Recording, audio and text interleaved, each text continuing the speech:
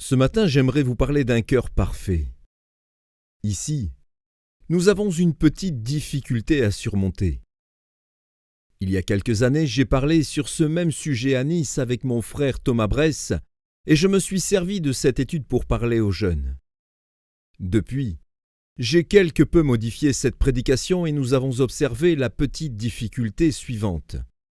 C'est que, dans certains passages, il y a une assez grande différence entre la traduction anglaise et la traduction française.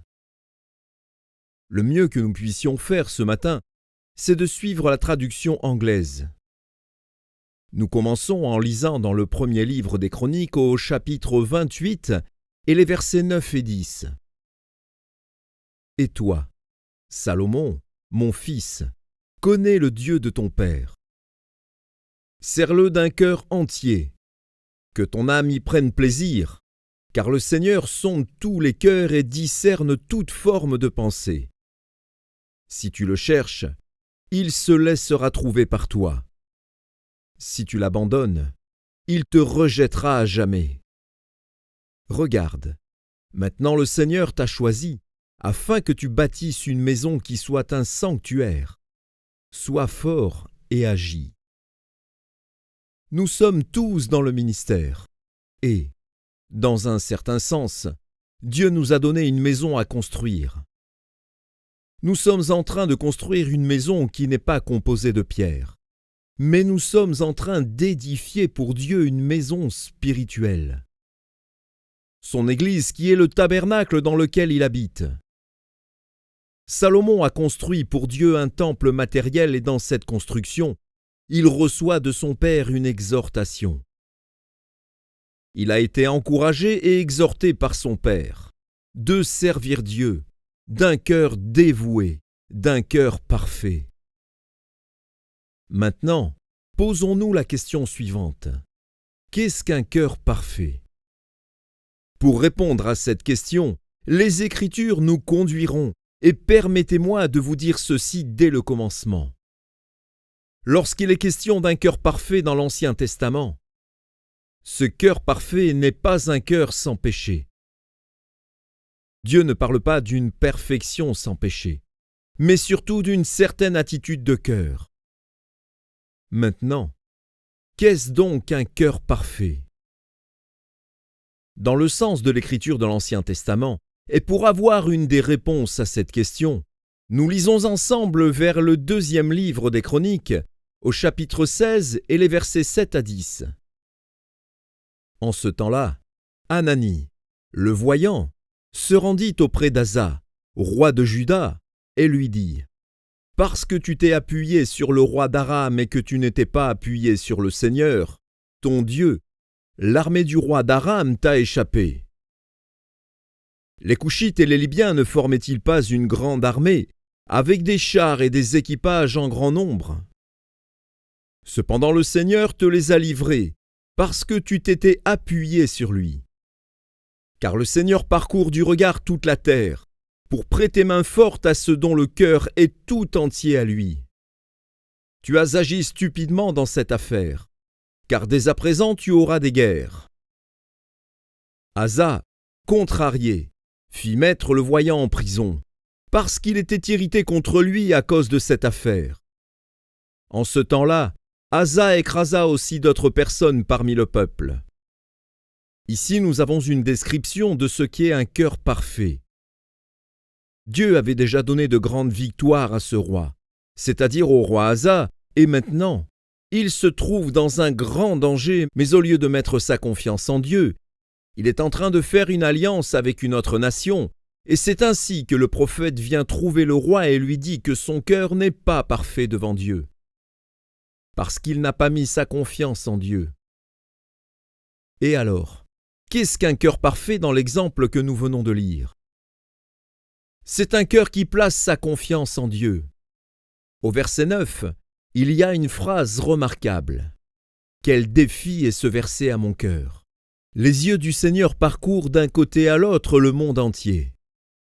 Maintenant, essayez d'imaginer Dieu. Les yeux de Dieu regardent le monde entier. Il est en train de voir l'Australie. Il voit l'Amérique du Sud. Il regarde l'Amérique du Nord. Il regarde toute l'Europe. Il regarde Marseille, Bordeaux, Toulouse et absolument partout.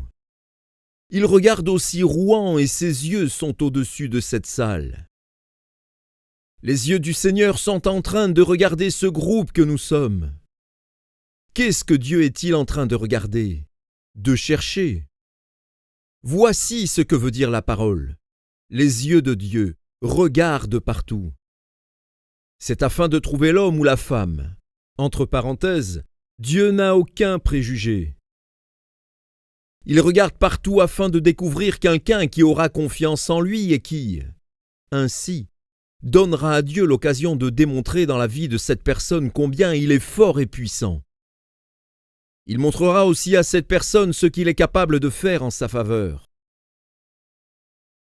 Dieu est en train de chercher partout, et Dieu dit en lui-même, « Il y a tant de choses que je puisse faire. J'ai une telle puissance. Où y a-t-il un homme ou une femme qui aura confiance en moi afin que je puisse lui montrer que je suis un grand Dieu ?» C'est pour cela que les regards de Dieu parcourent toute la terre. Mais nous pourrions nous poser la question suivante. Pourquoi Dieu cherche-t-il partout dans ce monde? Parce que ce genre d'homme, de femme, est difficile à trouver. Il y en a si peu qui mettent suffisamment de foi en Dieu afin que Dieu puisse démontrer au travers de leur vie ce qu'il est capable de faire. Qu'est-ce qu'un cœur parfait? Un cœur parfait est un cœur confiant. Maintenant, nous lirons dans le 2e livre des Chroniques, au chapitre 25 et le verset 2. « Il fit ce qui convenait au Seigneur, non pas toutefois d'un cœur entier. » Ce verset est très clair et précis. Il a fait ce qui est droit aux yeux de Dieu, mais pas avec un cœur parfait. Qu'est-ce que Dieu veut dire dans ce verset? Il est possible pour nous d'accomplir ce que Dieu veut que nous fassions, particulièrement ce qui est juste à ses yeux, mais nous pouvons cependant l'accomplir avec un cœur qui n'est pas parfait, c'est-à-dire, nos mobiles pourraient ne pas être justes, notre volonté ne serait peut-être pas d'accord pour le faire, quoique nous le fassions. Maintenant, nous revenons au 1er livre des Chroniques. Vous vous demandez pourquoi je parle si souvent de l'Ancien Testament. Ce sont là les sujets que j'étudie à l'école biblique, et depuis que je suis chrétien, Dieu m'a beaucoup plus instruit dans l'Ancien Testament que dans le Nouveau Testament. Je ne sais pas pourquoi cela est ainsi, mais pour moi l'Ancien Testament est rempli de vérités du Nouveau Testament. C'est ainsi que Dieu agit envers moi. Lisons dans le 1er livre des Chroniques, au chapitre 29 et au verset 19. « Donne à Salomon, mon fils, un cœur entier pour qu'il observe tes commandements, tes préceptes et tes prescriptions, qu'il les mette tous en pratique et qu'il bâtisse le château pour lequel j'ai fait des préparatifs. » Ici, à nouveau, il est question du cœur parfait. Donne à Salomon, mon fils, un cœur parfait, afin qu'il observe tes commandements. Dans ce cas-là, qu'est-ce qu'un cœur parfait? Ici, un cœur parfait, c'est un cœur obéissant. Nous avons déjà parlé ensemble de l'obéissance lorsque nous avons parlé de Saül. Aussi nous n'allons pas y revenir, si ce n'est pour dire qu'un cœur parfait est un cœur obéissant. Un cœur qui accomplit les volontés de Dieu. Bien sûr, cela peut s'appliquer de toutes sortes de manières différentes. Cela peut s'appliquer à notre marche personnelle avec Dieu. Cela peut s'appliquer à la direction du Saint-Esprit. Cela peut s'appliquer également à l'exercice des dons de l'Esprit.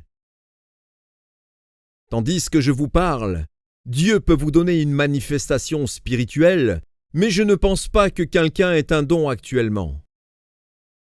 Supposons une situation de ce genre-là.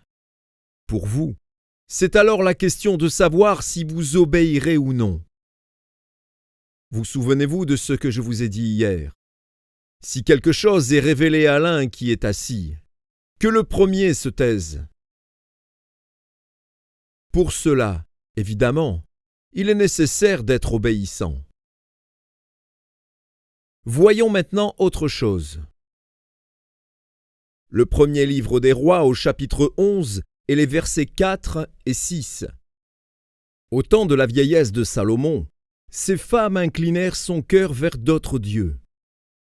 Son cœur ne fut pas tout entier avec le Seigneur, son Dieu, comme l'avait été le cœur de David, son père. Salomon fit ce qui déplaisait au Seigneur. Il ne remplit pas ses obligations envers le Seigneur comme David, son père. Comme vous le voyez, ceci concerne Salomon. Il est dit que son cœur n'était pas parfait à l'égard de son Dieu, comme l'était le cœur de David, son père.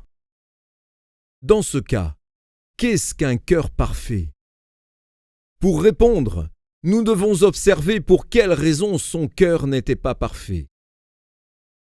Au verset 6, nous lisons ceci. Il n'a pas suivi pleinement le Seigneur. Salomon avait un cœur divisé, et souvenez-vous de cela, il a divisé les affections de son cœur entre Dieu et 1000 femmes. Et cela n'a pas laissé une grande place pour Dieu. Lorsqu'il a étendu son affection sur 1000 femmes, Dieu n'a pas eu une grande part pour lui. Salomon avait un cœur partagé. Il partageait les affections de son cœur avec d'autres. Alors, qu'est-ce qu'un cœur parfait dans ce cas? C'est un cœur qui suit pleinement le Seigneur. C'est une personne qui est de tout cœur avec Dieu. Cela ne veut pas dire que vous ne pouvez plus aimer votre mari. Il y a une place pour cela dans notre amour pour Dieu. Mais ici, c'est autre chose. Il a pris de cet amour qu'il devait à Dieu et il l'a donné à d'autres personnes. Nous allons lire dans le livre des Nombres au chapitre 14 et le verset 24. Mais parce que Caleb, mon serviteur, a été animé d'un autre souffle et qu'il a rempli ses obligations envers moi, je le ferai entrer dans le pays où il s'est rendu, et sa descendance en prendra possession. Voici un homme qui a suivi pleinement le Seigneur, et c'est pour cela qu'il a eu la possibilité de rentrer dans le pays de la promesse. Il était pour Dieu de tout son cœur. Aussi Dieu était pour lui de tout son cœur, et Dieu a conduit cet homme dans le pays de la promesse, alors que les autres étaient morts dans le désert. 2 hommes seulement sont entrés dans le pays de la promesse. Josué et Caleb, parce qu'ils ont suivi Dieu de tout leur cœur. Mes frères, si nous désirons que Dieu nous donne le pays de la promesse dans le ministère, si nous voulons que Dieu élargisse notre ministère, la chose que nous avons à faire, c'est de suivre le Seigneur de tout notre cœur. Nous reviendrons maintenant au premier livre des Rois, au chapitre 8 et au verset 61. Que votre cœur soit tout entier avec le Seigneur, notre Dieu, pour suivre ses prescriptions et pour observer ses commandements. Voilà pourquoi il en est ainsi en ce jour. À nouveau ici, il est question du cœur parfait.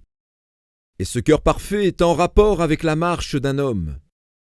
C'est le cœur d'un homme qui marche justement dans les voies de Dieu.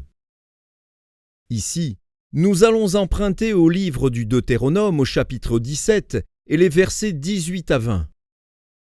Quand il se sera assis sur son trône royal, il écrira pour lui, dans un livre, un double de cette loi, qu'il prendra auprès des prêtres lévites.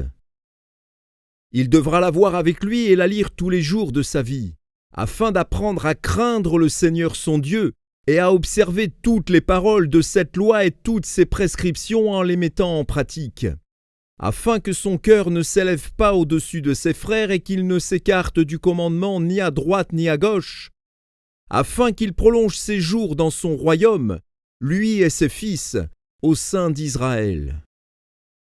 Nous parlons toujours du cœur parfait en rapport avec une marche juste devant Dieu. Dans ce verset, un avertissement est donné aux rois. Nous aussi, nous sommes des rois, en ce que Dieu nous a donné une fonction dans le ministère, et c'est là l'exhortation que donnait Dieu à tous ceux qui dirigeaient dans son royaume. que le livre de la loi de Dieu devait être avec lui, qu'il devait lire dans ce rouleau tous les jours de sa vie, afin qu'il apprenne à craindre le Seigneur son Dieu, et que son cœur, ainsi, ne se soulève pas au-dessus du cœur de ses frères. Voici l'instruction que Dieu donne pour avoir un cœur bon, pour un roi. Lire dans la parole, apprendre ainsi la crainte de Dieu, marcher selon ses préceptes, et ne jamais laisser notre cœur s'élever au-dessus de nos frères, afin que nous ne pensions pas que nous sommes meilleurs qu'eux, ou que nous devenions orgueilleux parce qu'il nous a donné un ministère plus large qu'à d'autres, parce que le Dieu qui élève est aussi le Dieu qui abaisse, et lorsque Dieu voit l'orgueil se lever dans nos cœurs, lorsque nous avons dans nos cœurs le sentiment que nous sommes plus que nos frères, Dieu est obligé d'agir à l'égard de ce sentiment, et peut-être aura-t-il à agir d'une façon très sévère. Il faut que nous le servions avec un cœur parfait. Nous retournerons au 2e livre des Rois, au chapitre 20 et les versets 3 à 6. Lisons. S'il te plaît, Seigneur, souviens-toi, je t'en prie, que j'ai marché devant toi avec loyauté et d'un cœur entier, et que j'ai fait ce qui te plaît. Et Ézéchias se mit à pleurer abondamment. Ésaïe n'était pas encore sorti de la cour centrale lorsque la parole du Seigneur lui parvint. Retourne dire à Ézéchias, chef de mon peuple. Ainsi parle le Seigneur, le Dieu de David, ton père. J'ai entendu ta prière, j'ai vu tes larmes, je te guéris. Le 3e jour, tu monteras à la maison du Seigneur. J'ajouterai 15 années à ta vie. Je te délivrerai, ainsi que cette ville, de la main du roi d'Assyrie. Je protégerai cette ville à cause de moi et à cause de David, mon serviteur. À nouveau, nous trouvons un cœur parfait. Il est ici question de la marche d'Ézéchias devant Dieu. L'homme se trouve dans un grand besoin. Dieu lui avait dit qu'il allait mourir, mais l'homme ne voulait pas mourir. Il voulait encore vivre quelque temps, et ainsi, il a tourné sa face vers le mur et il a prié. Seigneur, j'ai marché devant toi avec un cœur parfait. Pourquoi devrais-je mourir si tôt? Et Dieu l'a guéri et lui donna une autre 15aine d'années à vivre. Bien sûr, nous pourrions encore parler de ce cas-là, mais cela ne nous intéresse pas actuellement. Le fait qui nous intéresse actuellement est le suivant. C'est parce que cet homme a marché devant Dieu avec un cœur parfait, que Dieu a répondu à sa prière et lui a donné 15 autres années de vie. L'état de nos cœurs affecte et influence nos prières et leur exaucement. Nous trouvons cela dans le Nouveau Testament, dans le livre de Jacques. C'est Jacques qui a écrit que la prière du juste a une grande efficacité. Nous lirons maintenant dans le 1er livre des Chroniques au chapitre 28 et au verset 9. « Et toi, Salomon, mon fils, connais le Dieu de ton père, sers-le d'un cœur entier. Que ton âme y prenne plaisir, car le Seigneur sonde tous les cœurs et discerne toute forme de pensée. Si tu le cherches, il se laissera trouver par toi. Si tu l'abandonnes, il te rejettera à jamais. » Voilà le passage que nous avons lu tout au début de nos études et maintenant nous porterons notre attention sur ce passage, comme nous l'avons déjà dit. Il fut demandé à Salomon de suivre Dieu avec un cœur parfait. Et alors David ajoute la pensée suivante. « Si tu le cherches, il se laissera trouver par toi. Mais si tu l'abandonnes, il te rejettera pour toujours. » Ici, nous trouvons un grand avertissement. Mais alors, qu'est-ce qu'un cœur parfait? Un cœur parfait, dans ce cas, est un cœur qui cherche Dieu. En rapport avec cela, lisons dans le 2e livre des Chroniques, au chapitre 12 et au verset 14. « Il fit du mal parce qu'il n'appliqua pas son cœur à chercher le Seigneur. » Nous avons ici un homme qui n'a pas préparé son cœur à la recherche de Dieu. ceci est excessivement important. Quand nous cherchons Dieu, il faut que nous préparions notre cœur. Et comment préparons-nous notre cœur pour chercher Dieu? Nous préparons notre cœur lorsque nous mettons les choses en règle dans notre vie. Lorsque nous changeons nos voies, lorsque nous aplanissons et mettons en règle tout ce qui dévie dans nos vies. Cela, c'est la préparation de nos cœurs. Lisons dans le 2e livre des Chroniques, au chapitre 20 et le verset 33. Toutefois, les hauts lieux ne disparurent pas. Le peuple n'avait pas encore le cœur fermement attaché au Dieu de ses pères. Le peuple n'avait pas encore le cœur fermement attaché au Dieu de ses pères. Le peuple n'avait pas préparé son cœur pour Dieu, parce qu'il n'avait pas encore fait disparaître les hauts lieux. C'était là que l'on commettait l'idolâtrie. Aussi longtemps qu'ils n'avaient pas changé leur voie, durant tout ce temps-là, leur cœur n'était pas préparé pour le Seigneur. La préparation de nos cœurs n'est pas uniquement une attitude intérieure. C'est mettre en règle ce qui ne l'est pas et faire droit ce qui est tortueux. Préparer notre cœur à la recherche de Dieu est une chose excessivement pratique. Maintenant, supposons que durant cette semaine, Dieu ait parlé à quelques-uns de nos cœurs. Supposons que Dieu ait mis son doigt sur certaines choses dans nos vies. Si nous répondons à son appel, nous sommes en train de préparer nos cœurs. Qu'est-ce qu'un cœur parfait? Nous avons déjà dit que ce cœur parfait implique une recherche de la face de Dieu. Mais il demande plus que cela. Il doit y avoir quelque chose derrière cette recherche, précisément un désir de Dieu, une faim pour Dieu. Un cœur parfait est un cœur qui a faim de Dieu, un cœur qui veut Dieu, un cœur qui cherche Dieu, qui se prépare à la recherche de Dieu. Allons maintenant dans le 2e livre des Chroniques, au chapitre 26, les versets 5, 7, 15 et 16. Le verset 5 nous dit « Amatsia rassembla les hommes de Juda et les plaça selon les familles, les chefs de 1000 et les chefs de 100, pour tout Juda et Benjamin.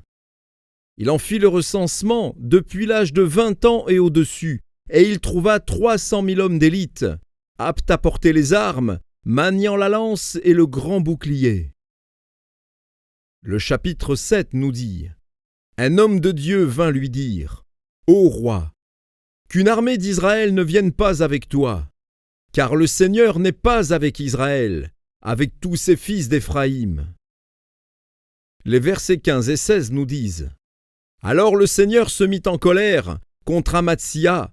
Il lui envoya un prophète qui lui dit « Pourquoi as-tu cherché les dieux de ce peuple, alors qu'ils n'ont pu délivrer leur peuple de ta main ?»